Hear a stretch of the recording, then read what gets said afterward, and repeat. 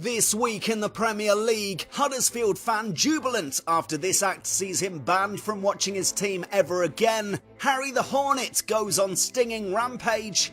And Claude Puel denies rift with Jamie Vardy, claims replacement is just as good. But first, what are you getting your loved one this Valentine's Day? It can only be Cristiano's fragrance, with a tagline nonsensical even by perfume standards. My fragrance, your game. The product seems to have been released in a hurry. The photo's clearly been taken in Ronaldo's garage, where he brews the stuff in a hollowed out cast of his own statue. And the resulting fumes have obviously got to him, because he can't even point at the bottle accurately. Still, my fragrance, your game. Meanwhile, has this meme finally run its course? Should never lose the game. Created numerous chances. Must be more clinical. Lots of positives to take for the rest of the season. Thanks for your support. Leicester's loss to the team definitely not in the title race, because as soon as you say they're in the title race, they'll crash out of the title race, came despite Claude Puel's innovative tactics. The Frenchman had watched the Super Bowl last week and decided to employ Jamie Vardy as a specialist kicker. Sadly, the extra point was no good, faring little better bringing this man on as a specialist tackle. Another struggling manager, Marco Silva. He failed to motivate Richarlison after making a pigeon defecate on his head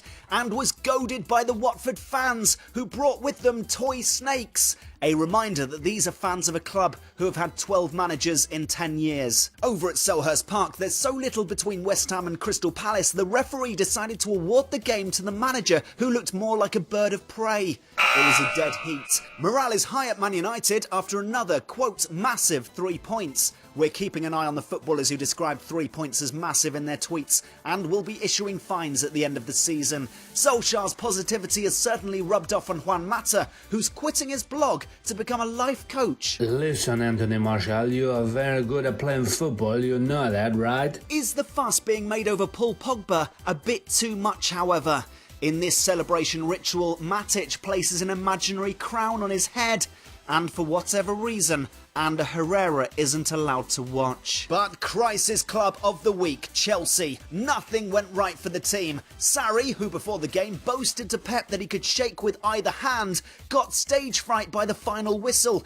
Eden Hazard took off his shirt and burned it in front of a fan. And David Luiz was too tired to defend after he spent all night making his own range of Valentine's Day merchandise. Personalised handbags of him dressed as a Roman gladiator. The writing was on the wall when Willian made his pre-game tweet score prediction, very optimistic guessing his team would score 2. Analysts are scratching their heads as to why things are so bad. Some point to Sarri using exactly the same subs in every game, thus lulling the opposition into a true sense of security. Others argued that his new tactic of locking his players in the dressing room for days on end with only fried Carabao to eat is taking its toll.